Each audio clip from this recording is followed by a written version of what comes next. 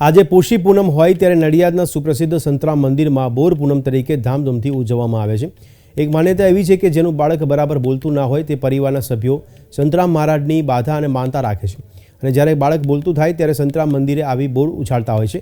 આજે પોષી પૂનમ એટલે કે બોર પૂનમ હોય આવા અનેક શ્રદ્ધાળુઓ દેશ અને ગુજરાતભરના સંતરામ મંદિરે આવી પોતાની માનતા પૂર્ણ કરે છે। નડિયાદ ખાતે આવેલ સંતરામ મંદિરમાં પોષી પૂનમે અંદાજિત 15 ટન બોર ઉછાળવામાં આવ્યા હતા। जय महाराज।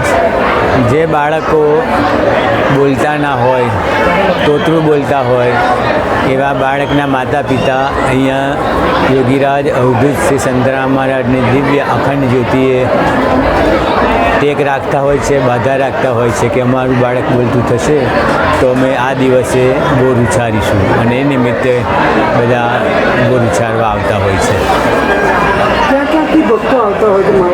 आखा भारतमांथी अने दुनियामांथी कहीए तो पण ज्यां ज्यां महाराजना सेवको छे ज्यां लोको जानता होय छे कि अहींया आ रीतनुं आस्था छे ए बधा आवता होय छे।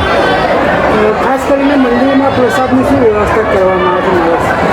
मंदिरमां तो कायम माटे भोजन प्रसाद जे पण आवे एना माटे होय छे पण आजे विशेष वधारे भक्तो आवता होय एटले मोटा प्रमाणमां भंडारानी व्यवस्था करवामां आवे छे।